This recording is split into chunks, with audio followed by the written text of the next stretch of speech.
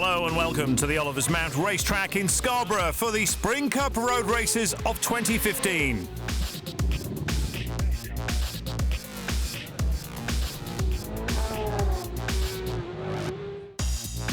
This is the Oliver's Mount racetrack, and having negotiated the first hairpin at turn 1, it's up the very steep climb to the top of the circuit, through the S's and then onto the back straight, one of the fastest parts of the track. Through the left-right-left combination at Memorial, Drury's hairpin marks the beginning of the descent down the hillside and onto the third hairpin on the track at Mountside, which is another spectacular overtaking spot. Then it's Jefferies Jumps, through to Farm Bends, and then up to the finish line and the end of 2.43 miles of one of the toughest and tightest racetracks in the UK.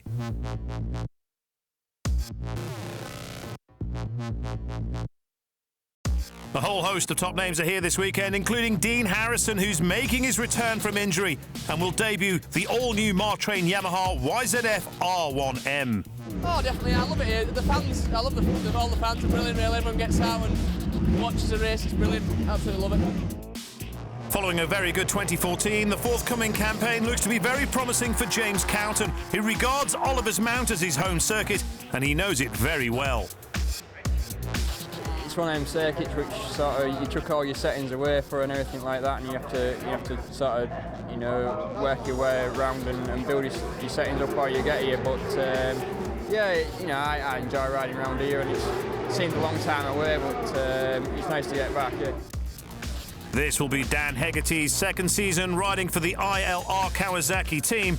As a 10-year-old, he used to stand at Oliver's Mount and watch his boyhood hero and now team boss Ian Locker. It is more nerve-wracking, and you know, he's out there now, and I'm thinking, I hope he remembers new tyres. Did he do the steering damper? You know, whereas when it's yourself, you know, you just get used to doing it, you know, just with experience and things. But even then, you can forget, you know, and so yeah, it is definitely more nerve-wracking. Yeah, team manager role is worse, I think. Having ridden the Taiko Suzuki in recent years, Guy Martin and his team have switched to the new 2015 BMW S1000RR, and the bike will be debuted this weekend. That's the first time this bike's seen Scarborough. There's just a couple of little things that need changing on it that we can't change here. So we'll go out. If I can win, great. If I can't, I can't. But I'll give it. You say 100%. I probably won't give it 100%. You know, if the bike feels right spot on, then I'll push as hard as I feel comfortable. But if it's not, I'll just ride it.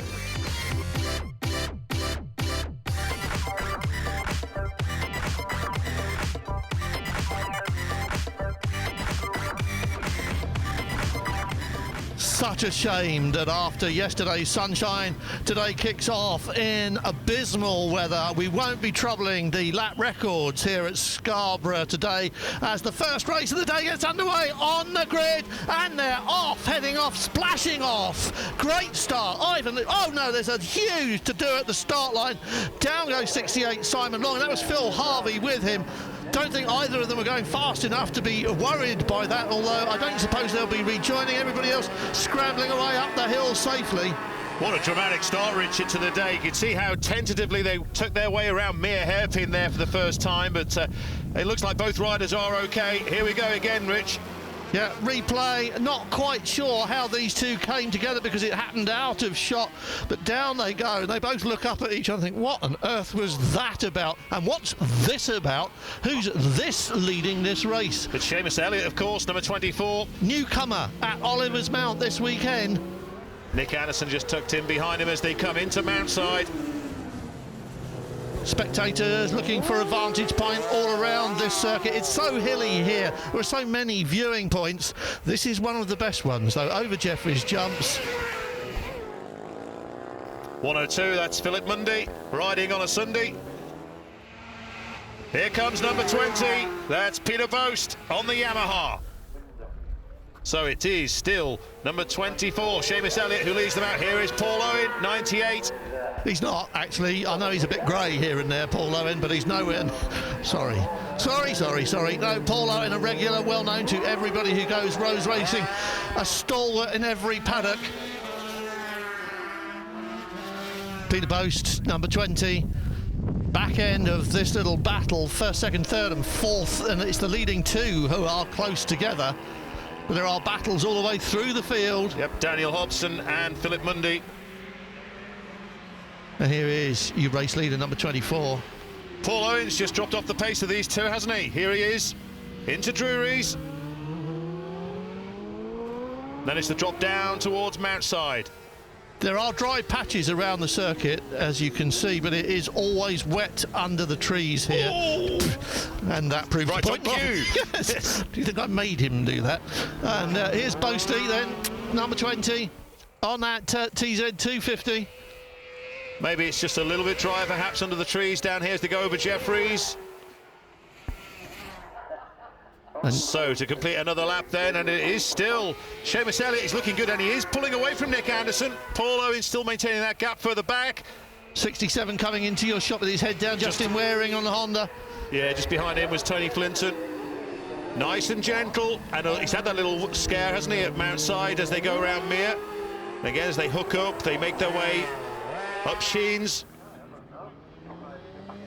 Little battles throughout the field here. As we say, no one troubling the lap records this afternoon, or this morning really. It's still lunchtime-ish, off to a steady start this morning after a practice and warm-up session was more or less rained off and run untimed. So the grids that you're seeing are left over from yesterday's warm and sunny and much nicer sessions, it has to be, says for anybody else. Oh, look at that, absolutely shaking the head of that bike.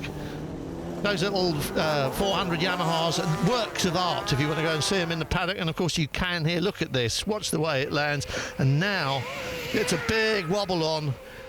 He almost thought about coming off it then, didn't he? And someone has right off Dave Clark with the Kawasaki halfway up the bank. I don't think that they can leave it there. I think we're going to see red flags or a premature checkered flag. What's it going to be? Well, across the line they go. Here comes number 19, Tony Flinton. Still has Peter Boast behind him. Still got this man on the number 24 bike out in front, Seamus Elliott, looking very good indeed. 8 laps in this race, and as you can see, the rain's intermittent. One of the marshals at the start line called it a drying rain, whatever that is. Well, we had 2 red flags in yesterday's lightweights race, which was won by Alistair Howarth. Paul Owen was third on that occasion, with Seamus Elliott second. Seamus Elliott is winning at the moment, so it looks like he could be on for the overall victory. 57, Nick Anderson still keeping him in his sights. Into Mountside they go. Still tricky round here. You can see the spray being kicked up by the rear tyres. Everybody taking wet tyres. He is really hurling that bike at Jefferies Jumps, isn't he? Yes, a little bit more sedate this time though, thankfully, on his landing.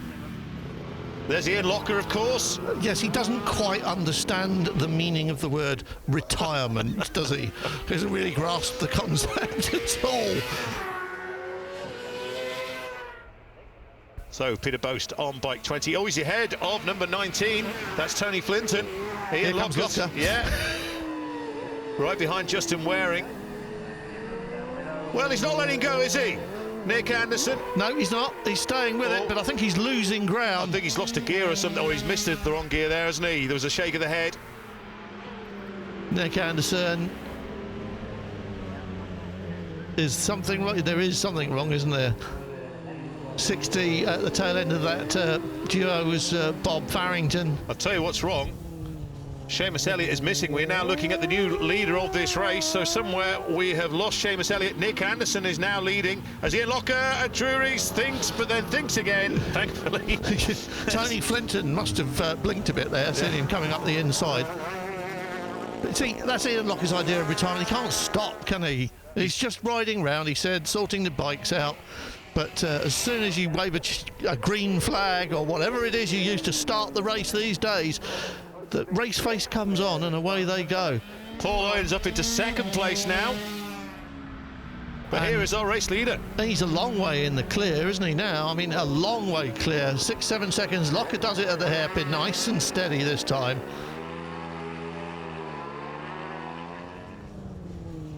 It's not too bad for an old 250, is it? No, it's very good. Especially when you need I don't know, 20 grand to buy one of those these days. I mean, they're not cheap. You can see why everybody's thinking about Super Twins, because it's a very expensive way to go racing.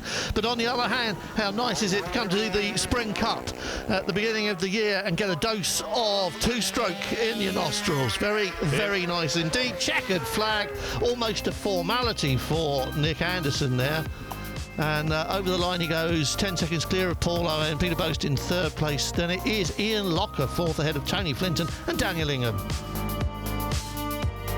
Coming up next, it's more racing from Oliver's Mount and the Scarborough Spring Cup.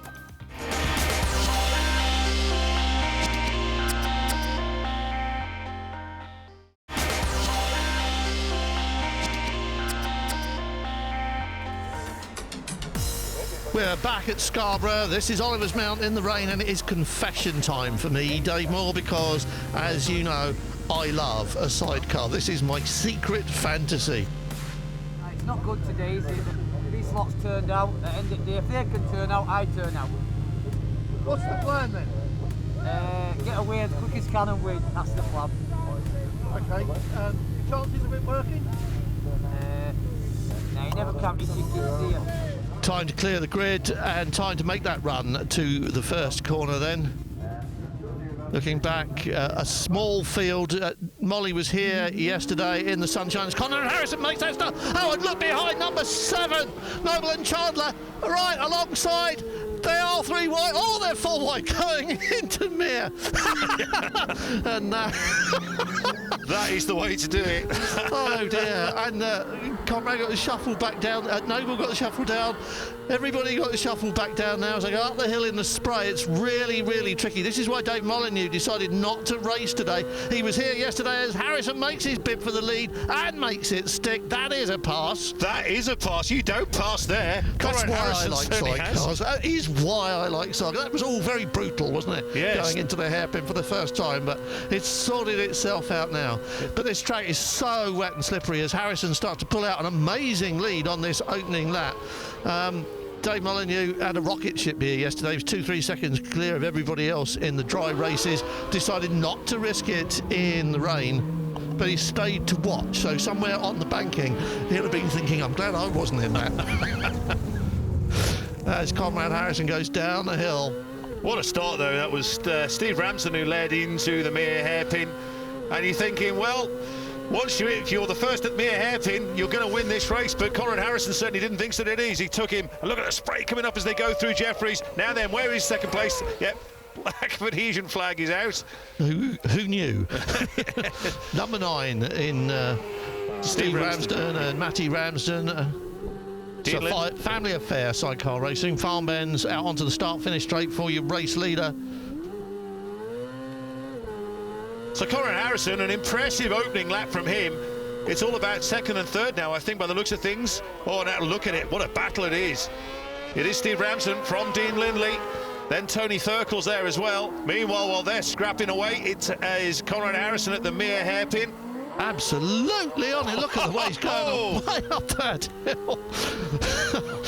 He's not taking any prisoners in, and they're not doing either here, are they? Another little scuffle at the hairpin, and Tony Thurkel and that was Dean Lindley, wasn't it? Rubbing shoulders as they went round the hairpin. There's a lot of fairing shaking and a lot of head shaking going on as well. I think all that's missing from this one is the anthill mob and a few of the other wacky races on there, because that is some scrap for second place. Oh, now then, Steve Ramsden seems to have made the break slightly. Is he going to pull away? Lee Crawford is behind him. The ever cheerful Lee Crawford on the in the number 17. Now then, hand signal. I'm turning left. I'm going right, in fact, isn't it? Fantastic entertainment again from the sidecars. Okay, Conrad Harrison is busting away. Again. Oh, here we go, 3 abreast. This is even Michael Dunlop would close his eyes at this point, and he was the one who invented that move, wasn't he? Certainly at Oliver's Mount, any on a sidecar. There's a lot of hand signals going on, isn't there? A lot of semaphore, waving flags as well. All the time, Conrad Harrison is best out of it, just up front, but he's not holding back, is he, despite the conditions? He was kind of right, like you do need to be leading into turn one, but on the other hand, what he said, there's no overtaking here, is absolute nonsense, isn't it? When this is, I can always come back to what Roy Hanks said a long time ago. It's a narrow track, and in theory, there isn't room for two abreast, but at speed, it works. Yeah, it does. So Steve Ramsden from Tony Thurkel. Oh, and he is trying, isn't he? Just trying to get that weight over the back wheel and get some traction on the run up the hill, and it let the chair wheel lift off the ground a little bit wildly, but all under control. This is a monumental battle behind Conrad Harrison and Lee Patterson, isn't it? And at the moment, as you say, the Ramsden family are out in front, but this is not over, is it? It's not over. And also in these conditions, which are far from favourable, this is on board with Conrad Harrison as he goes down the jumps. He's got Lee Patterson alongside him, down into Farm Bends. Oh, look, and how many lines do you need Steve going into Ramsden got alongside him? Everyone. Yes. Away down the hill, and the spray obviously an issue that they're all going to have to deal with, apart from the Ramsdens out in front on the number 9 machine.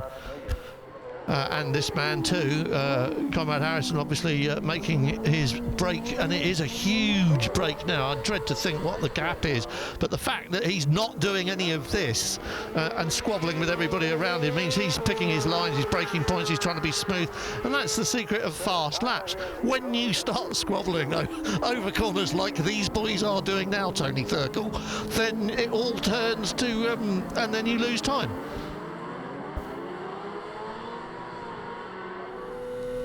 So then, this is out of the straight. It's down through the lockers and palmers, all the new parts of the track, which have been christened after some of the great racing names around here. You hear the wind on the camera mic. It's not just raining here. There's a lot of wind component in the lap today, and it's blustery, changing directions. It's difficult for the solos, and it's also a little bit of a problem for the sidecars, and being throttle happy going out the hairpin doesn't help really. But I think Conrad Harrison's enjoying his ride at the moment because he is in the clear, and it's his to lose basically. Well, he's adding huge amounts of time. He was 10 seconds at the end of lap 1, 18 seconds at the end of lap 2, 24 seconds at the end of lap 3.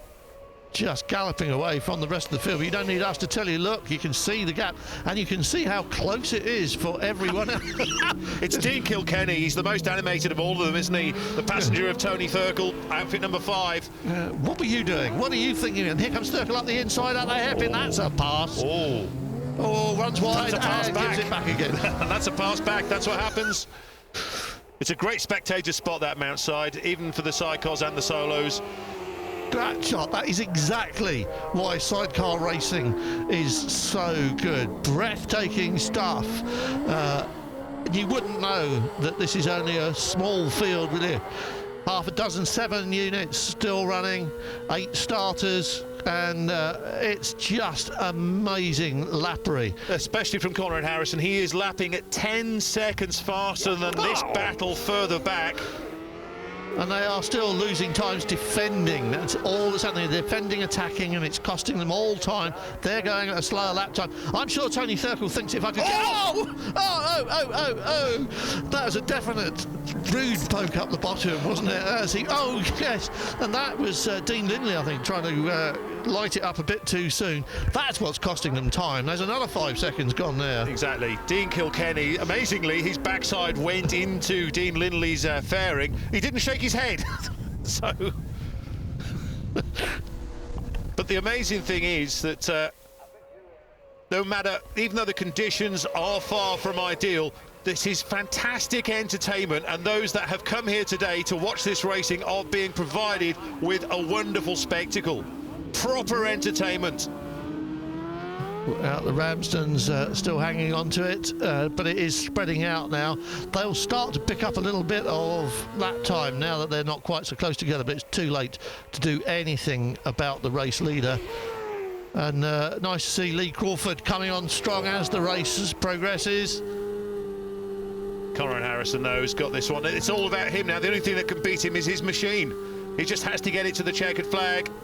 Yeah, and of course he has to stay on this black thing between the grass banking. I say black, but it's very shiny.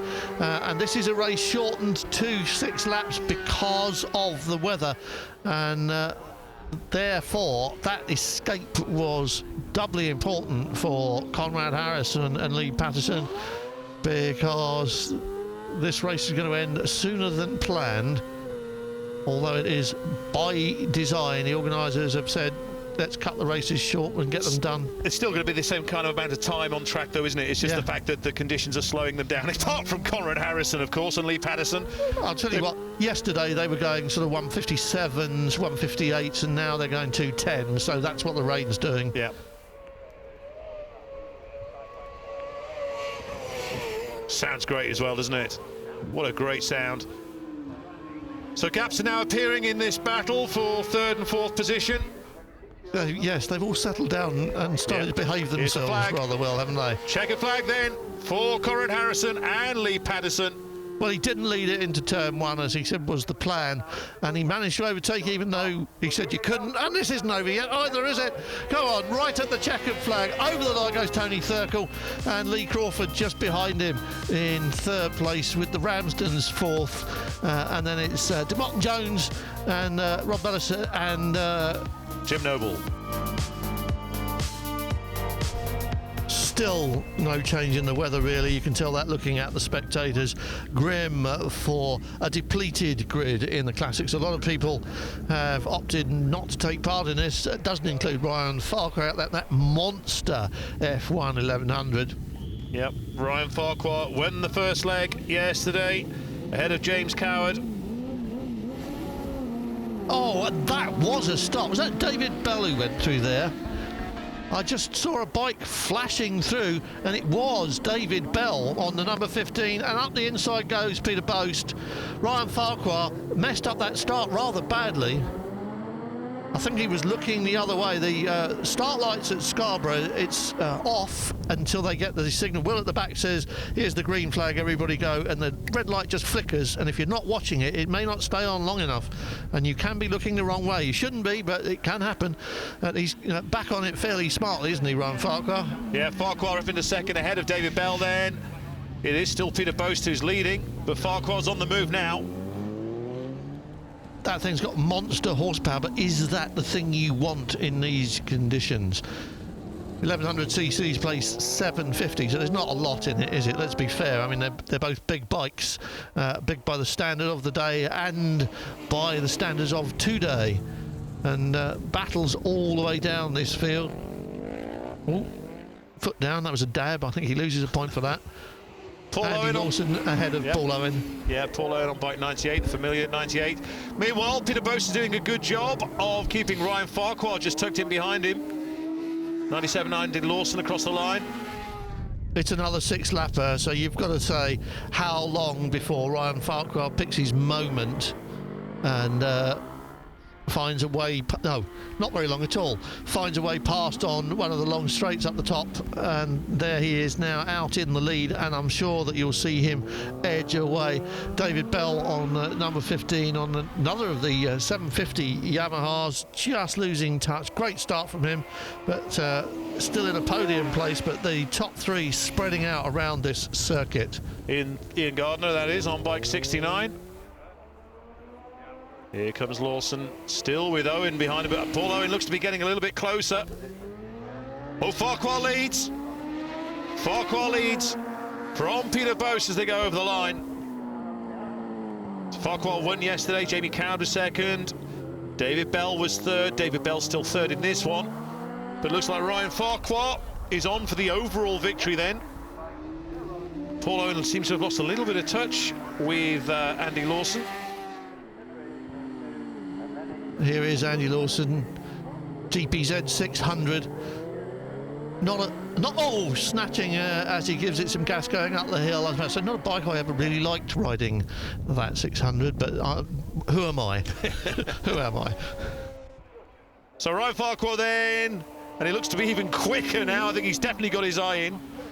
I'm not going to stick my neck out on this, but I think the drying rain that the marshals were talking about, what they really mean is it's more of a light rain, and there's a bit of a breeze coming, and you can see it here. There's a lot of standing water still in the background coming out of farm bends there on the bit that hasn't been used through the top of the bends, and there's a lot on the track where it's flat, but where the wind is blowing, it's just starting to look like a wet track instead of standing water. There you can see it's drying. Farquhar's advantage, by the way, 5.5 seconds over second place.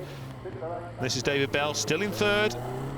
See, they're all sitting there thinking, just don't make a mistake now. You've come this far, I'm on for a podium, just let it be all nice and smooth and lovely. And who was that in the background? Peter Creer was the newcomers in the newcomers jacket.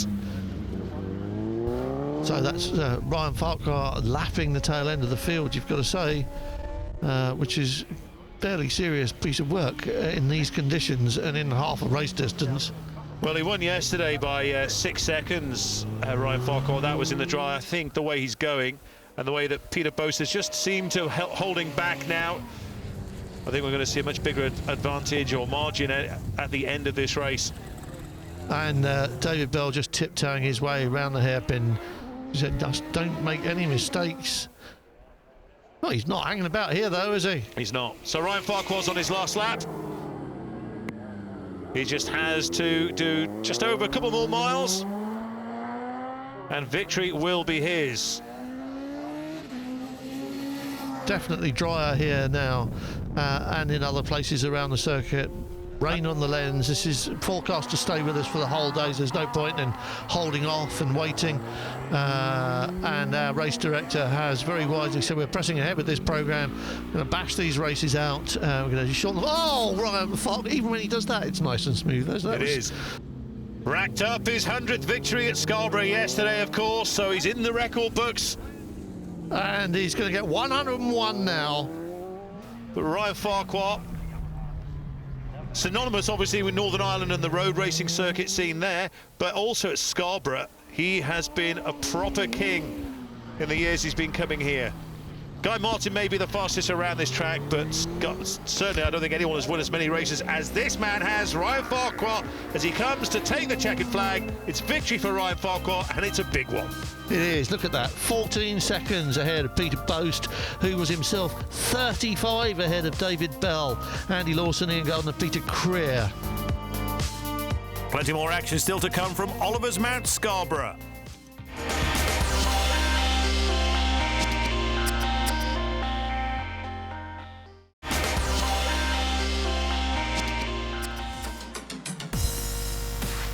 Still grey, still gloomy, but it's road racing. It's the first race of the year. It is the Spring Cup. That's Guy Martin, his first racetrack acquaintance with that BMW 1000. So he's got a lot to find out about that bike. And Dean Harrison, same with him on the Martrain Yamaha, the brand new 2015, the YZR R1M. Can't hear what they're saying, but it won't be bike racing. No, it'll be something else, won't it? Absolutely, yeah. The spectators have turned out to see all of them. All ready for this? I think so. Oh, it'd be nice if it was a bit drier than this, wouldn't it? But yeah, it should be okay. Yeah, it's not ideal, is it? But we'll see what we can do. It's the same for all of them. That's what they always say. Oh, we're just going to ride round, get some laps in, and then the race starts, and it's all a different story. Here we go. Will at the back raises the green flag. We are ready to start this race. Guy Martin nearest the camera. Dean Harrison gets a great start. Ivan Lenton gets a better one.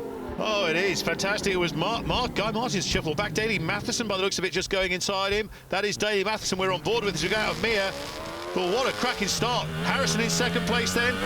On board with him going up the hill. You can see how wet it is as he follows Ivan Linton round. Big winner last year. Ivan Linton knows his way around this circuit. Quite likes racing in the rain. You can see that happening, can't you?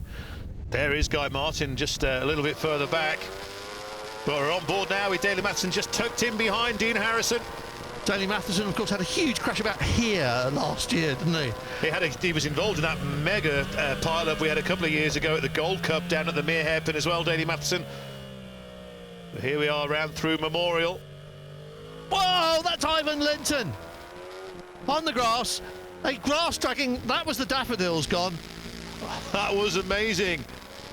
Absolutely amazing. But he's still upright, hopefully. Look at the back wheel as well from Dean Harrison there, especially as he came out of the turn. So Dean Harrison leads then. Here he is leading. Daley Matheson, Tom Wheadon in third place. There is Ivan Linton. Still upright, as you say, but he'll be thinking, ooh, what words to that effect. Yeah. And what a great start Tom Wheadon's had. He did well off the start line, and now he's really getting the benefit of that as we go back on board with Daley Matheson. And there you can see Ivan Linton. Oh, Dean Harrison just nearly caught the front and went down there. Somehow or other, he stayed up on that. So that's Dean Harrison we're back on board with at Mountside. Ooh. So that's Daley Matheson who leads from Tom Wheadon. Yeah, Tom Wheadon's had some great rides on the Triumph here in the past, certainly last year in the Gold Cup. This is back on board with Dean Harrison. He's got some places to make up. He doesn't want to push it really. Daley Matheson absolutely cramming the throttle on now. Ivan Linton still getting over his little moment. I don't know how Dean Harrison feels about his. But race leader, second place, bit of a gap, you have to say now, back to third place. This race too has been shortened to 6 laps. Well, Dean Harrison, he had a gasket blow on Saturday, covering his boot with oil. He's also, his wrist is not, maybe if it's fully healed or not, I'm not too sure after his big off at the Ulster last year. Well, there is 52, of course, that's James Cowton. Just looking for Guy Martin in this field. He won this race yesterday, and it's a 2-part race. So if he, I'll have to do the mathematics, but I don't think he needs to win this to win the Spring Cup. Ivan Linton is definitely back on form, isn't it? He's had a deep breath, had a talk with himself, and a warming up lap, and he's back on it. There is the man. Yeah, Guy Martin still in 5th place. Daniel Hegarty there, but just behind him. 75, Bruce Burney, making all sorts of shapes, trying to find a gap past. Here comes Daley Matheson on the back wheel. Tom Wheadon just not letting him get away, is he? He's not. 675cc plays 1000cc, and in these conditions, that's a much more even battle than it sounds. And Ivan Linton really back on it, absolutely throwing it over the jumps. Daley Matheson standing it on its nose almost, trying to keep away from Tom Wheadon. This is where that little Triumph will be able to sneak past him if he's not very careful. Well, here's Guy Martin, still got Daniel Hegarty behind him. Guy Martin, of course, getting used to this 2015 spec S1000RR BMW. Still racing, that was James Neeson, wasn't it, on the number 91. As we go back down the field, here is Dan Hegarty with all sorts of mayhem going on behind, and that's Guy Martin just going up the hill there, I'm sure it was, and I'm sure that is a cumulative race-winning position for him. 4th place will do very nicely. Now Daley Matheson has just got a little bit of a gap over Tom Wheadon, but Tom Wheadon might be able to make up a little bit, perhaps down through these hairpins. It's on the long straight bits like this, at this straight-ish, where you can open the throttle on this big 1000 and draw away. But then you get into the braking zones and you come under all kinds of pressure. Speaking of pressure, here Bruce is Burney. some. Yeah, Bruce Burney again, trying to get past Daniel Hegarty. Oh, Daley Matheson's really winding up now. Yeah, the Triumph will be outpaced along here. Will he catch him? He hasn't got a lot of laps left on the ZX10, but he's got over the shock of being up by the monument and reading all the names, hasn't he? Yeah, look at that, a wipe over the visor there from number 9 Dan Hegarty as he went over Jefferies Jumps. I think Tom Wheadon's losing touch now, isn't he, with Daley Matheson? You can see it there. You can see the speed as well. Matheson much quicker out of Mere than Wheadon was. It is drying, it is definitely in places, little dry patches, not so much standing water, opportunities to use the horsepower, and that means that the 675 triple will be outclassed by all of those extra cc's and the one extra cylinder. So Guy Martin really is having some, he's had some time on the bike in the dry, he's having some time on the bike in the wet. So he'll be taking... Oh, Bruce Burney, almost. Up the inside. Will he trip over other riders? No, somebody else has tripped over. Yeah, someone's got down. It could have been James Cowton, but I could be see, wrong. it was very misty on the lens here, and it was. It is wasn't James Cowton, yeah. James Cowton down.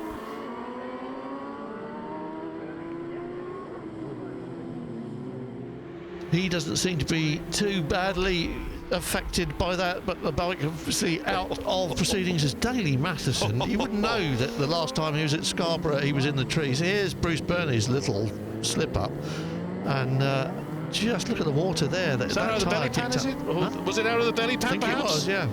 And that's James Cowton hitting the deck.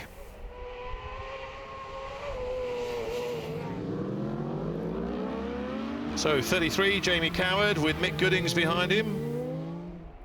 And this is Guy Martin with Dan Hegarty behind him, and 75, of course, Bruce Burney back on it now. But I think that little over generous twist of the wrist about here has really cost him his chance. Daley Matheson, that's an astonishing run. This is so good from Tom Whedon, so impressive on this 171. Oh, yeah, and just as you say that, the back end just kicks out a little bit as he exits Mere. They're just playing with 600s in this weather. That's what he told me in the paddock anyway. Good luck to you. And Daley Matheson just absolutely confident. Yeah, that's really half the battle, isn't it? If you've got confidence and you know what the bike's doing, you can ride it like this. But then the track does catch you out a few times. I bet some of the other guys were feeling quite confident as well when they've had their little moments. So Daley Matheson really has to be so sharp and aware and be prepared just in case the track or the bike kicks back at him. You can never forget that there's these little puddles. It's a little wobble here. Yeah, just on the brakes there.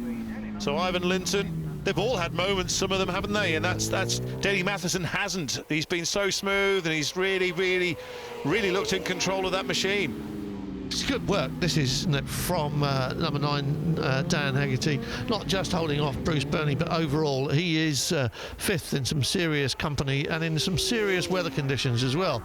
Good performance from him. Excellent. This is great from Tom Whedon. Yeah, and this is Dean Harrison still making up places.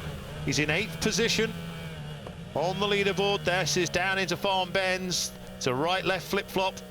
You see the water standing there as you come down into the bends and on the exit. Yeah, it's the newest part of Oliver's Mount. The bends were introduced to the circuit a few years ago. Very green all the way around this track yesterday in the dry, and now, of course, all that had rubber put down on it and it's been scrubbed a bit. It is very slippery, and those are a unanimous verdict on that from everybody and everybody race. Very slippery out there wherever you look, really. Daley Matheson absolutely supreme out in front, and Dean Harrison now sneaking up on Bruce Burney. He's got past Dan Hegarty. Red flags. Yeah, somebody's gone down, haven't they? Yeah. A celebration wheelie as the checkered flag comes out then for Daley Matheson. It's going to go back one lap, but he was still the race leader at that point, so no different for him. Excellent from Tom Whedon. Ivan Linton third. Guy Martin fourth and Dan Hegarty taking fifth. So that means that Guy Martin is the winner of the Spring Cup. Stay tuned for more racing from Scarborough.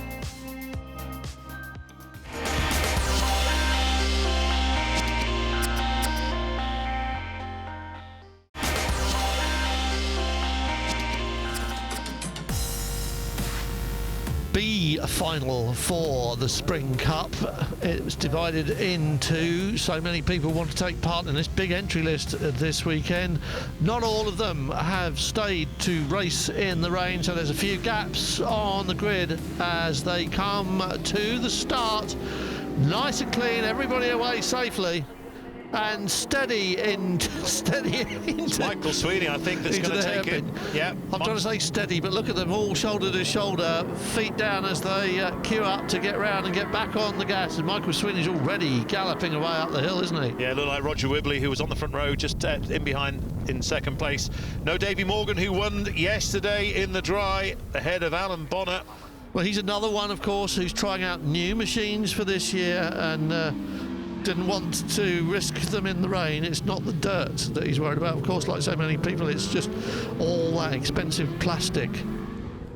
Nicholas Potet in third place. Here comes a definite moment as number 11, Roger Wibberley, has a look round the outside of Michael Sweeney.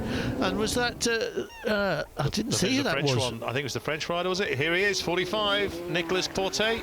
Oh, yes, dragging his foot round the hairpin.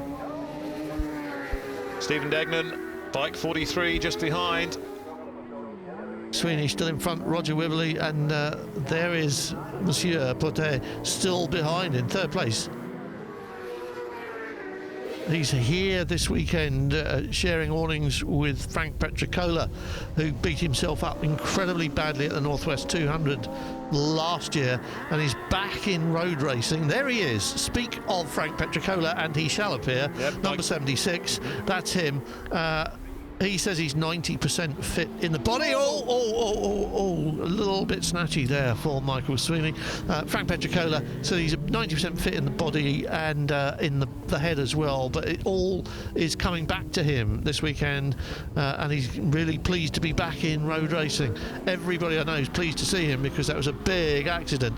Great to see him back to full fitness. So Sweeney then leading them down over Jefferies Jumps. It definitely is a three-way fight. 35 comes into view, Ben Ray.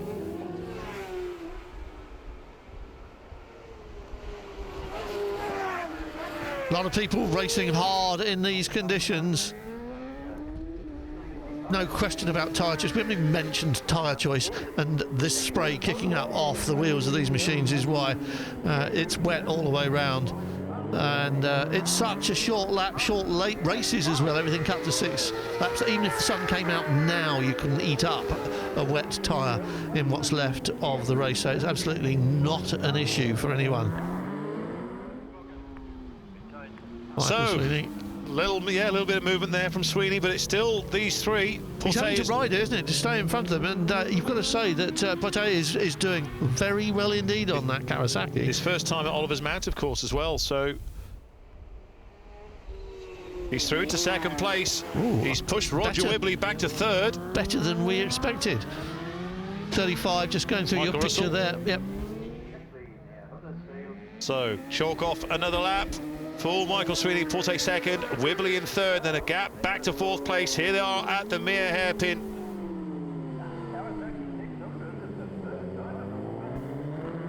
Just less than a second, in fact 0.854 the distance between Sweeney and Potet.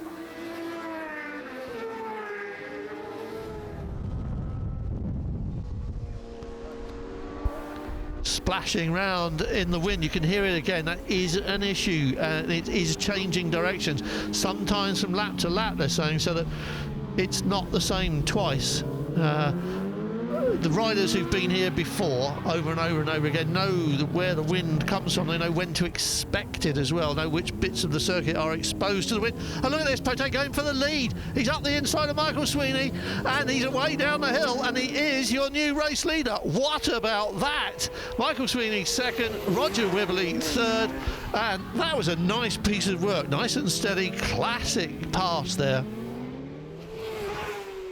Into picture number 82, Rob Hodgson on the Suzuki. Here's your race leader on the brakes. Yeah, 1.3 seconds ahead of Sweeney, and Wibberley just tucked in behind in third. Oh, Potet's down! Oh dear, How oh dear. many people have we seen snatch the throttle there and get away with it? We've seen a few snatch the throttle and not get away with it, and he's just added his name to the list. That's such a shame when it was all going so well for him.